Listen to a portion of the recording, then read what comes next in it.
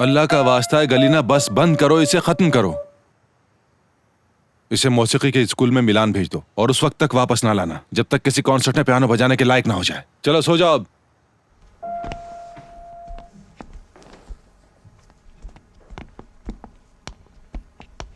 गुड़िया कहाँ है तुम्हारी?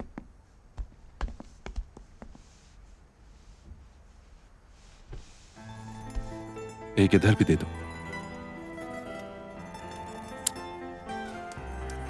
पापा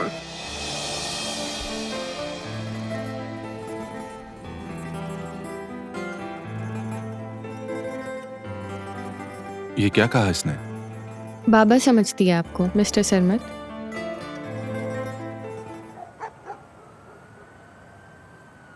क्या तुम मेरे साथ अंदर नहीं आओगे फराद? कुछ बात करनी है।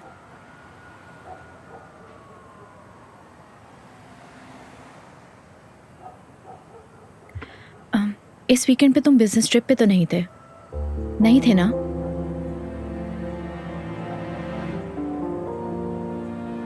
नहीं।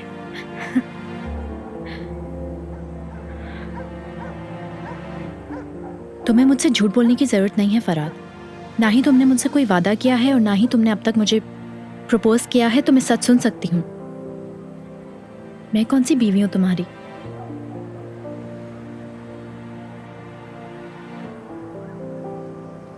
क्या तुम चाहती हो कि मैं तुम्हें प्रपोज करूं? नहीं, यानी हमारे दरमियान जो कुछ भी है वो मैं क्लियर करना चाहती हूँ। तुम क्या सोचते हो, क्या महसूस करते हो, मैं नहीं जानती। पता नहीं मुझे क्यों ऐसा लगता है जैसे तुम जबरदस्ती इस रिलेशनशिप में हो। तुम कल तैयार रहना, हम साथ में डिनर करेंगे और सारी चीजें क्लियर हो जाएंगी। देखो, अगर तुम इस बारे में बात नहीं करना चाहते तो ठीक है, जैसे ये रिलेशनशिप चल रहा है वैसे चलता रहेगा। कोई प्रॉब्लम नहीं है। अगर तुम्हें लगता है कि शादी के बाद मैं एक बेहतर इंसान नहीं बनूंगा या एक आइडियल हस्बैंड नहीं बनूंगा तो फिर ठीक है, मुझे फर्क नहीं पड़ता। तुम्हारी मर्जी है। सीरियसली? यानी तुम्हारे कहने का मतलब ये है कि हमारा रिश्ता जैसा था वैसा ही रहेगा और तुम मुझे वैसे ही ट्रीट करते रहोगे? कम ऑन इमराना, तुम अच्छी तरह जानती हो मैं तुम्हारे लिए आइडियल हस्बैंड साबित नहीं होऊंगा, लेकिन तुमने कोई कसर नहीं छोड़ी मुझे अपनी जिंदगी में रखने की। तुम जानती हो कि तुमने मेरे पीछे मेड लगाई जो मुझ पे स्पाई करती थी। मैं अपना फोन उठाता हूं तो तुम्हारी दर्जनों मिस कॉल्स होती हैं उसके ऊपर।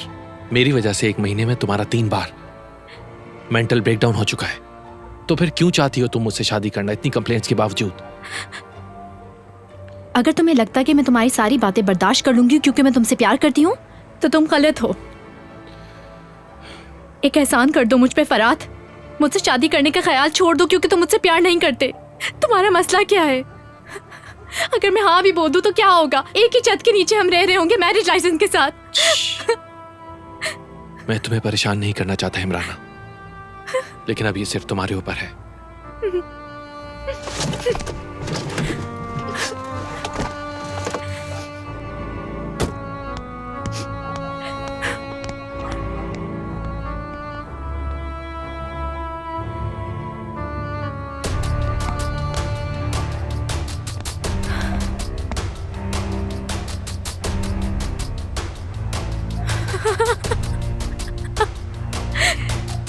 तुम देखना, तुमसे बदला एक दिन लेकर आऊंगी मैं तुम्हें और तुम्हारी नहरन को देख लूंगी।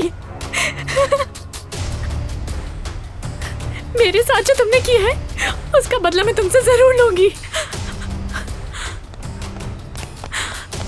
Miss Imrana,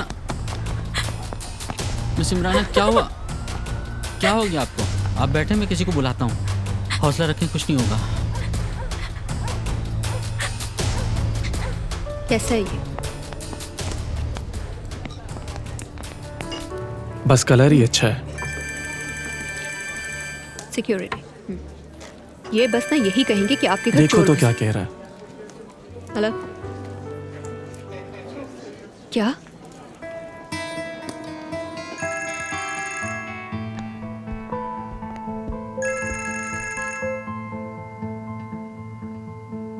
hello. कैसे हैं पापा? मैं ठीक हूँ, तुम वापस आ गए? जी मैं आ गया हूँ। मैं बुध को अवेलेबल हूँ। अगर आप चाहें तो इमरान के अंकल को कॉल कर सकते हैं आप। ठीक है बेटा, मुझे बहुत खुशी हुई है। अल्लाह तुम्हें खुश रखे। समझदार बेटे हो मेरे तुमने ठीक किया बिल्कुल।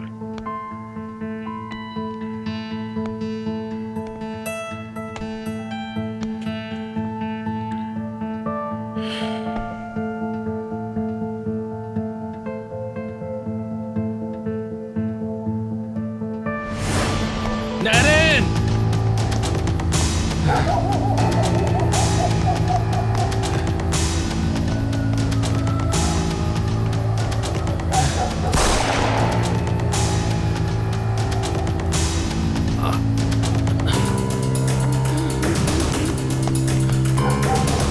नरेन!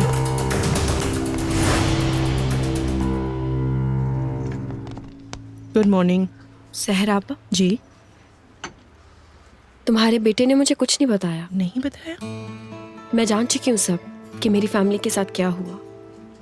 शायद वो मुझे बताना ही नहीं चाहता जो कुछ उसको पता चला है। उसने आपको नहीं बताया? नहीं मिस्टर रोल, मुझे पता चल गया है कि मेरी फैमिली के साथ क्या हुआ।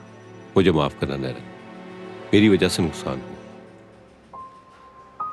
क्या आपने सहर आपा के बेटे को मना किया था मुझे कुछ भी बताने से? तुम उलझी हुई थी और मैं नहीं चाहता था कि तुम मजीद परेशानी में पड़ो, यही वजह थी बस। लेकिन क्यों? सिर्फ सरमत करियाल के केस की वजह से? नैरन, सिर्फ तुम ही इस मसले को हल कर सकती हो। देखो, लोन की पहली अदायगी तो मुकम्मल हो चुकी है। अगर फराद उसे वक्त पर अदा ना करता तो जानती हो फिर उसके बाद क्या होता? सरमत का दिवालिया हो जाता। सिर्फ एक दिन में तमाम मामलात हल हो गए। तो इसका मतलब है कि माजी में मेरा सरमत करियाल और फराद के साथ जो भी ताल्लुक था वो आप जानते हैं। Welcome ma'am. क्या हाल है तुम्हारे? मैं ठीक हूँ। क्या नैरेन अंदर है? वो मिस्टर रोल के साथ हैं, आप वेट कीजिए, वो आती ही हूँ। कॉफी? थैंक यू, शुगर एक स्पून लूंगी। ओके। तुम्हारी कहानी कुछ ज्यादा नहीं पता मुझे। तुम तो जानती हो ये मेरा मामला नहीं है। इस बात से आपको कोई फर्क नहीं पड़ता मिस्टर इरोल कि सरमत करियाल पिछले कई सालों से मेरा पीछा कर रहा है और मुझे असियत दे रहा है। नैरन, सरमत पिछले 15 सालों से तुम्हारे पीछे लगा हुआ। जब तुम यस्लेहान में थी और उस वक्त जब तुम अपनी कॉलेज में थी, क्या उस वक्त उसने तुम्हें कोई तकलीफ पहुंचाई? और सुनो, जब इधर तुमने काम शुरू किया तो उसके 1 महीने के बाद वो यहाँ आया था, तब हम मिले थे और उसने मुझसे कहा था कि मैं यहाँ इसलिए आया हूँ कि मैं देख सकूं कि ये कंपनी तुम्हारे लिए बेहतर भी है कि नहीं। 15 साल? बिल्कुल पागल है ये शख्स। इस बारे में मत सोचो तुम। देखो, यहाँ एक औरत है जो पिछले 10 सालों से मेरा पीछा कर रही है और ये सब तो चलता रहता है। बस अपने आप को बचा के चलो। इतना भी नहीं समझते तुम? बाय द वे, ये एक नया एडवेंचर है। मैं जानता हूं कि ये बेहतर है तुम्हारे लिए।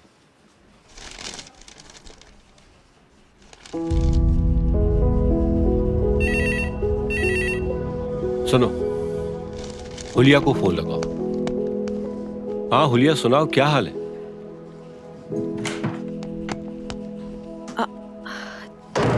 तुम कब वापस आई अबान से? तुम्हें नहीं पता कि कल रात क्या हुआ था? सीधा हॉस्पिटल से आ रही हूँ। कल रात तुम्हारे जाने के बाद हम बाहर ही थे। लेकिन हुआ क्या डेनिस? इमराना कल रात किसी वजह से बेहोश हो गई थी। मुझे तो पता भी नहीं चला कि मैं वहाँ कैसे पहुंची। अंकल ही उसे हॉस्पिटल लेकर गए। सुबह तक तो वो ड्रिप्स और सिरप्स पर थी, मगर अब बेहतर हो गई है। जब मैं यहाँ आई तो वो सो रही थी। यहाँ करीब के हॉस्पिटल में ही एडमिट है वो इस वक्त। डेनिस, मैं भी तुम्हारे साथ हॉस्पिटल चलती हूँ, मगर ये तो बताओ उसे हुआ क्या एकदम? मुझे खुद नहीं पता कि मसला क्या है, मगर बात बहुत सीरियस है और मुझे तुमसे एक फेवर चाहिए। तुम्हें फराद को फोन करना है। क्या? देखो, जब इमराना जागी तो अंकल ने बताया हिकमत का फोन आया था और उसने हमें इनवाइट किया है एक एंगेजमेंट पार्टी पर वेडनेसडे को। इमराना ने बोला कि हमें वहां जाने की कोई जरूरत नहीं है, कुछ मसला जरूर है, तुम्हें नहीं लगता? कैन ने भी उससे पूछा। उन दोनों का झगड़ा गाड़ी में हुआ है। फिराद को कोई मेजर प्रॉब्लम है और इमराना एकदम खामोश। फिराद को फोन करो तो मौसूफ जवाब देना पसंद नहीं करते, इसीलिए तुम्हें उसको फोन करना होगा। जब तुम बात करोगी तो मैं फोन छीनकर खुद देख लूंगी उसे। नहीं डेनिस, ऐसी बेवकूफ़ी करना बिल्कुल ठीक नहीं रहेगा। मेरे ख्याल से हम हॉस्पिटल चलते और इमराना से पूछ लेते कि क्या बात हुई थी। ये देखो अखबार में क्या छपा है। ओह, माशाल्लाह माशाल्लाह। वाह, इन 3 दिनों में मुझे हम तीनों की 3 शादियां नजर आ रही। तुम भी ना डेनिस, 2 शादियां और 1 जनाजा, जनाजा भी आतिफ का। मुझे ये बताओ, जो औरत कल तक अपने घर वालों के लिए रो पीट रही थी, वो चंद घंटों बाद कैसे बैठ सकती है इस शख्स के साथ? भाई मैं नहीं जानता ही कैसे हुआ सब।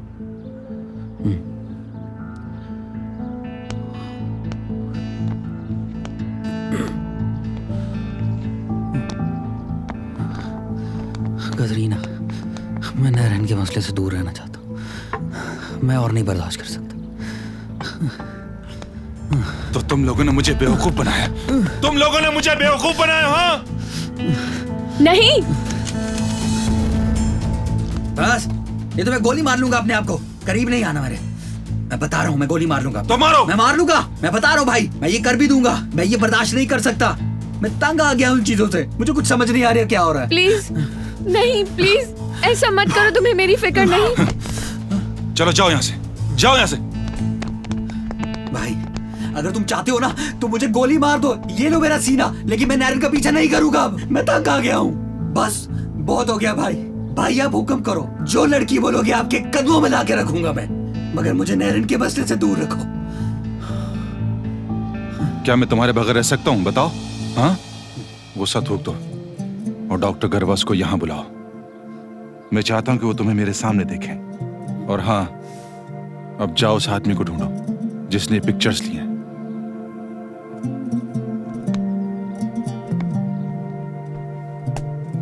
तुम मेरे छोटे भाई हो, समझे?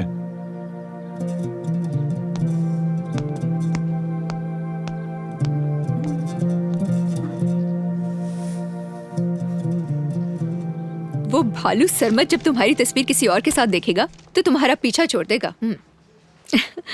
आतिफ कैसा है? तुम उसके साथ इतनी क्यूट लग रही थी। लग रही थी। डेनिस, चलो हॉस्पिटल चलते, मैं उसे देखना चाहती हूँ। इतना सब कुछ इतनी जल्दी कैसे करेंगे हम लोग? बुध को मंगनी है और आज मंडे हो चुका है। मुझे कुछ समझ नहीं आ रहा कि इतनी ज्यादा तैयारियां कैसे करूंगी मैं। तुम्हें पता है क्या ने क्या कहा था मुझसे? मंगनी वाले दिन तुम्हारी शादी की बात करूंगा अंकल से। अब चाहे मुझे दुनिया के दूसरे कोने में जाना पड़े, इन दोनों की दोस्ती करवा कर ही रहूंगी मैं हर हाल में।